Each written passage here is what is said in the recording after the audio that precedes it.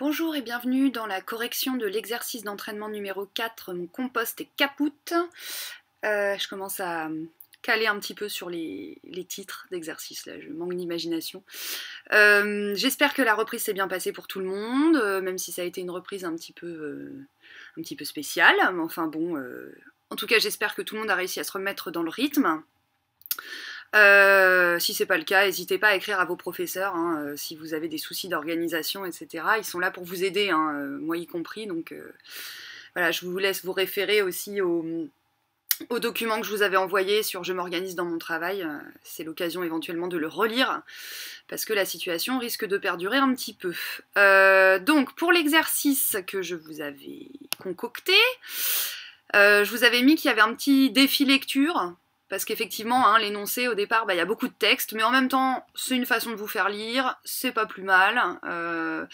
Donc je me suis dit, allez, lançons-nous. Je suis pas un grand écrivain, mais voilà, ça vous fait un petit peu de lecture, voilà, ça fait pas de mal. Donc je vous expliquais que Garriguette avait encore un problème, qu'elle avait voulu installer un compost dans son patio, mais qu'en fait ça marchait pas, les pelures se décomposaient pas sur son compost, elle mettait ses pelures de légumes et puis il se passait rien, ça se transformait pas en terre, donc comprenait pas ce qui se passait, et ce qu'elle avait remarqué, c'est que dans son compost, il n'y avait aucune bestiole à part des fourmis, voilà, il n'y avait pas de petites bestioles, pas de vers, rien du tout, bref, c'était assez mort comme histoire, et elle se demandait si c'était pas dû au fait que le fond de son bac à compost, donc que j'ai représenté là, qui est en plastique, était plein et posé directement sur le béton, donc du coup pas sur la terre, et donc les bestioles de la terre ne pouvaient pas rentrer dans son compost.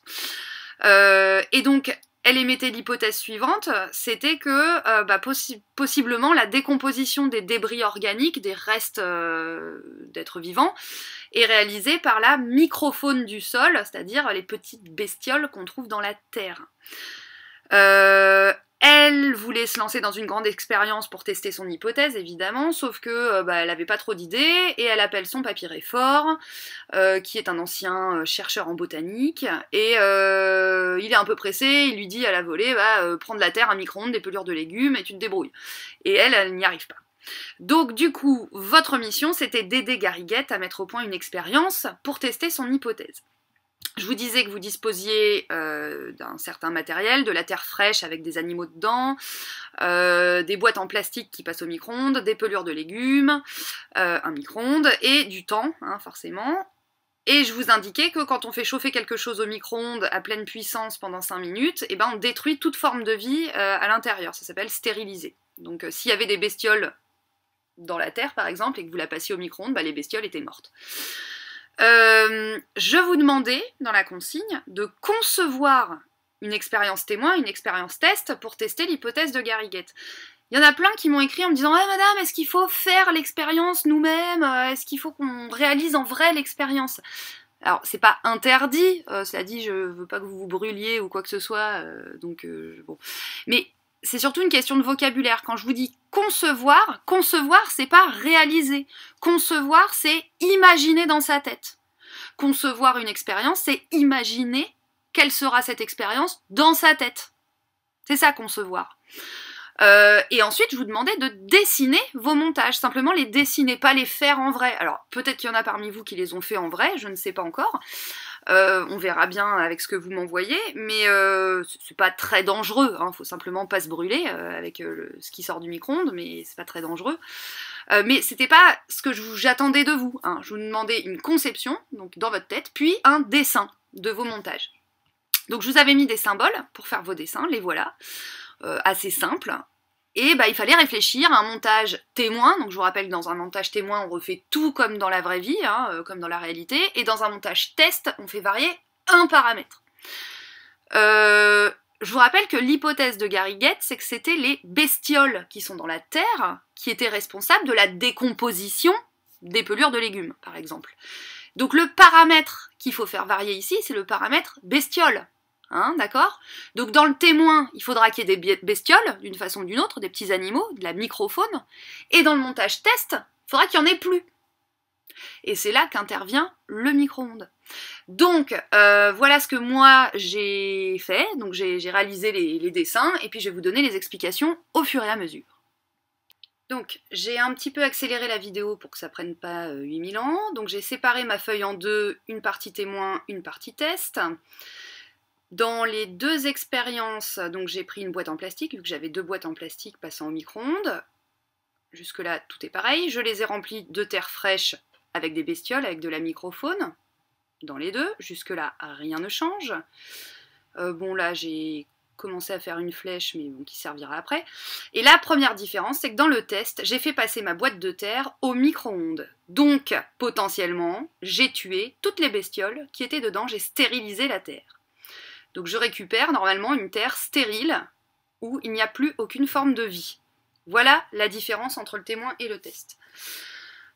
Ensuite, oui, alors j'ai redessiné ma boîte témoin, histoire qu'on soit bien d'accord, et ma boîte test. Donc dans ma boîte témoin, j'ai de la terre fraîche avec des bestioles. Dans ma boîte test, j'ai de la terre stérilisée, sans aucune bestiole dedans.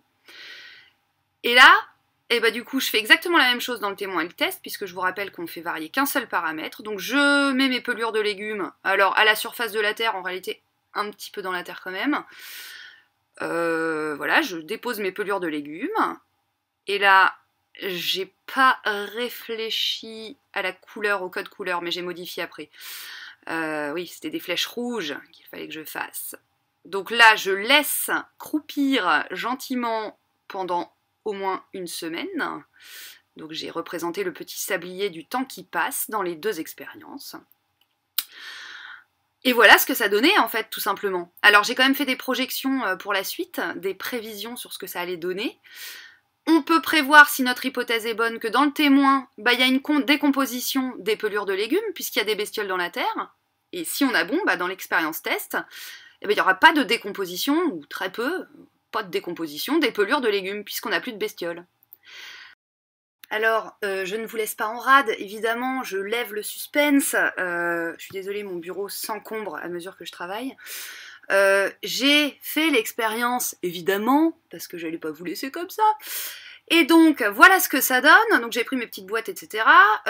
Pour les résultats de l'expérience témoin, c'est-à-dire une belle terre fraîche avec des bestioles dedans, j'ai mis mes petites pelures, et voilà ce que j'obtiens. Est-ce que vous arrivez à voir? Oui, vous arrivez à voir. Donc, bah, je sais pas si vous allez... Voilà, hop, ça pixelise, c'est moche.